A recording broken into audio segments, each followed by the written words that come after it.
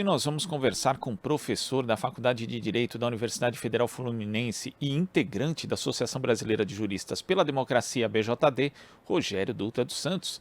Bom dia, Rogério. Bom dia, Glauco. Rogério, ontem foi divulgada uma nova pesquisa, aliás, hoje, né, uma nova pesquisa Quest, que de certa forma corrobora ali os índices, essa sim da pesquisa de ontem, divulgada pelo IPEC. O ex-presidente Lula apareceu com 44% das intenções de voto contra 46% de todos os outros candidatos somados, o que indica a possibilidade de resolução da eleição presidencial já no primeiro turno.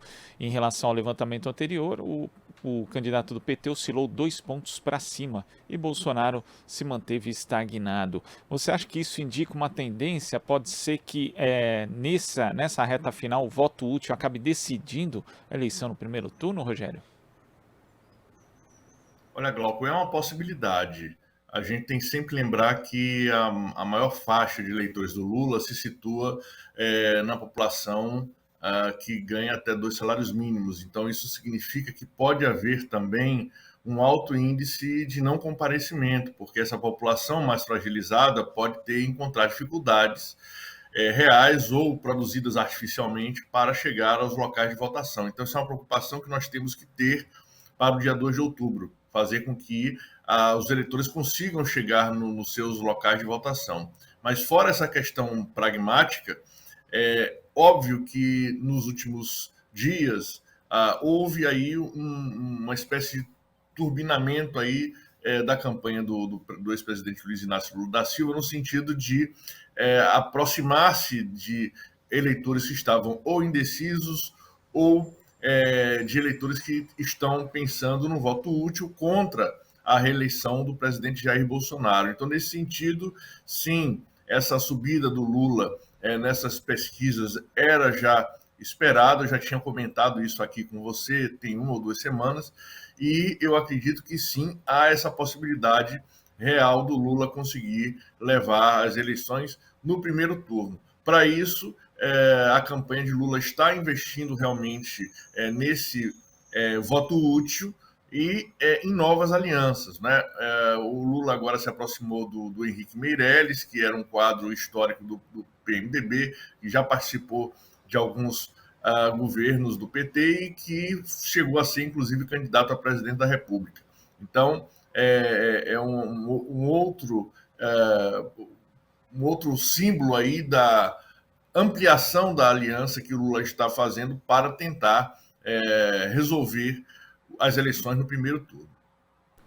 E interessante também porque desde a semana passada houve uma intensificação da propaganda negativa por parte da campanha de Jair Bolsonaro contra o ex-presidente Lula. Foram programas inteiros ocupados só para falar do ex-presidente e mesmo assim, segundo a pesquisa Quest, que foi divulgada hoje, a rejeição de Lula não aumentou. E não aumentou, inclusive, em relação a quem viu a propaganda, né? É porque tem esse detalhamento ali de segmentos na pesquisa Quest. A pesquisa IPEC também já tinha demonstrado isso, que a rejeição a Lula não tinha aumentado, o que era algo importante para Bolsonaro, no sentido de represar esses votos que poderiam migrar para Lula na última semana da eleição. Quer dizer, essa estratégia que funcionou em 2018 agora não está tendo resultado, Rogério? Olha, Glauco, eu acho que nós temos hoje uma sociedade mais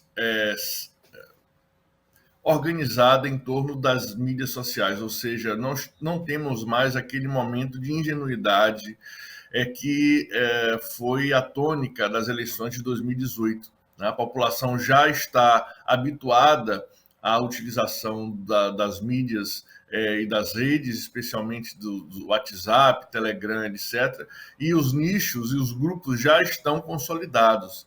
Então, esse tipo de movimento de produção de propaganda ou criação de fake news, ele não supera as questões mais comezinhas da vida cotidiana da população, especialmente a fome que o povo brasileiro está passando.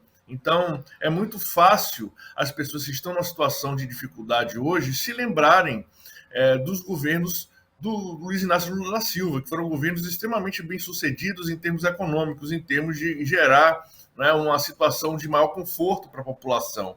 Então, a propaganda das últimas semanas não é capaz, no meu entendimento, e eu concordo com essa avaliação das pesquisas, as pesquisas estão demonstrando isso com uma certa tranquilidade, que a propaganda não será capaz de demover os eleitores brasileiros da sua percepção da situação real em que eles estão vivendo, de alta de inflação, dificuldade de compra de alimentos, de aumento dos preços e assim sucessivamente.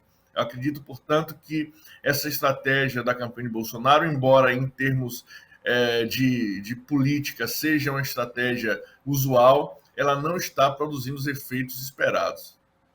E entre medidas que também não surtiram os efeitos, né, tem uma observação em relação à Quest do cientista político Cláudio Couto, aqui no Twitter, Rogério, mostrando a questão dos extratos de renda, né, e a avaliação do governo Bolsonaro. Porque muita gente falava que, olha, com o Auxílio Brasil de R$ 600, os mais pobres podem migrar, né, de pelo menos uma parcela deles, para Jair Bolsonaro, e isso não aconteceu. Quando a gente compara, por exemplo, a avaliação do governo desde o início de agosto até agora, Bolsonaro só conseguiu melhora justamente entre os mais ricos, entre aqueles que ganham mais de 5 salários mínimos, onde ele passou de 37 para 42, a avaliação positiva dele.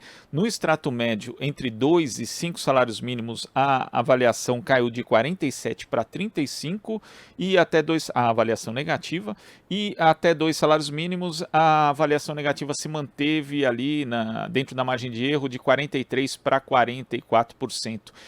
O pobre acaba sendo subestimado nessa hora, como se não soubesse votar ou não tivesse consciência ou que pudesse ter o voto comprado fácil por qualquer tipo de medida eleitoreira, Rogério? Não, Glauco, eu acho que a avaliação geral, vamos dizer assim, dos cientistas políticos, inclusive a minha, há alguns meses, é de que a questão econômica ela é fundamental na vida da população mais sofrida, especialmente pela situação de carência absoluta, né? Agora, como é que isso foi interpretado e como é que isso seria interpretado por essa população é uma questão de realmente ver e acontecer, né? De fato, uma boa parte das pessoas que receberam o auxílio família se conscientizou, se identificou e entendeu que esse auxílio, na verdade, foi uma conquista histórica dos governos petistas, né? Não houve a possibilidade do Bolsonaro, vamos assim, colar a sua imagem a uma medida de política pública tão insensada, tão batida durante os governos petistas. Não, durante muito tempo, sempre se soube que esse tipo de política pública tinha sido inaugurada e universalizada pelos governos petistas. Então, diante da realidade, né, muitos assistentes sociais, inclusive, noticiaram que, olha só, o pessoal está pegando aqui, sabendo que o governo Bolsonaro aqui está dando, mas dizendo que vai votar em Lula, ou seja, dizendo que sabe o que significa esse auxílio em termos de política pública e como esse auxílio está sendo utilizado de forma eleitoreira, de forma né, aparelhada aí pelo governo Bolsonaro, e essa utilização indevida, né, inclusive pela proximidade com o período eleitoral, ela também foi sentida. Então, nas últimas pesquisas, né, nas pesquisas das últimas semanas, né, desde o mês passado, a gente tem observado que as pessoas que recebem o auxílio família e as pessoas que moram com aqueles que recebem têm ampliado, surpreendentemente, o seu voto no Lula. Né? Então, é uma realidade completamente distinta daquela que era a previsão, vamos dizer assim, usual da ciência política, de que a questão econômica ela iria, de alguma forma, marcar essa estratégia desesperada da PEC, né, do Bolsonaro, para movimentar aí uma quantidade enorme de recursos às vésperas da eleição, de forma ilegal, de forma inconstitucional, como de fato aconteceu. O povo não se sensibilizou em relação a esse movimento do presidente Bolsonaro e continua firme aí. E eu digo mais, Glauco, o Lula tem avançado também nas classes médias, né? A gente vê também nessas últimas pesquisas que o crescimento do Lula nas classes médias é um fator importante. Eu acredito, por exemplo, que O embarque da Marina Silva na campanha do Lula sensibiliza também alguns setores importantes das classes médias. Afinal de contas, a Marina, ela nas últimas eleições, quando concorreu, obteve um percentual bastante significativo de votos no país, e, portanto, eu acredito que essa aproximação também irá render frutos aí nesses últimos momentos que antecedem o primeiro turno. E, Rogério, ainda falando da questão da eleição presidencial, hoje dissidentes e uma ala do PDT vão lançar oficialmente um manifesto a favor do voto no ex-presidente Lula já no primeiro turno.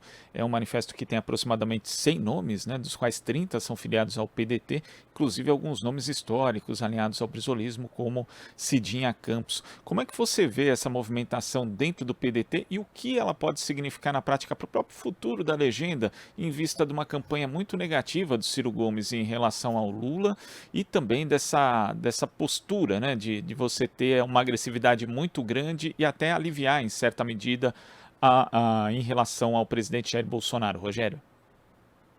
Olha, Glauco, essa é uma questão interessante. O PDT, ele fez um abraço de afogado aí quando se aproximou do Ciro Gomes, né? O Ciro fez uma campanha errática, uma campanha de afastamento em relação a alianças possíveis, né? Então, a estratégia foi muito questionada desde que o Ciro se lançou candidato pelo PDT a essas eleições, e o PDT viu os seus candidatos, né, a governador, a senador, perderem, vamos dizer assim, definharem por conta dessa posição aí errática, agressiva do Ciro Gomes, tá? Então o PDT hoje ele é um partido isolado, ele é um partido que tradicionalmente gravita em torno do poder, né, do poder político, especialmente se tratando de governos progressistas. O PDT sempre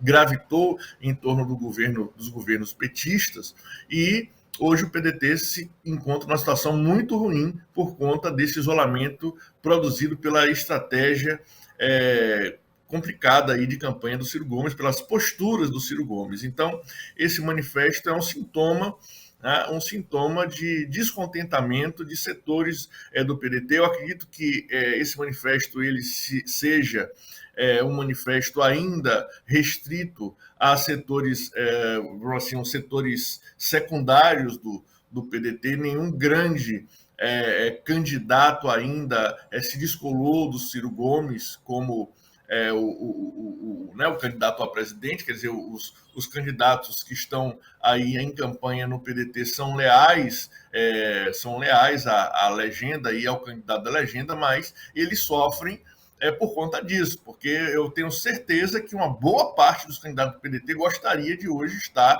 com o Lula no palanque, né? Então, essa é a realidade.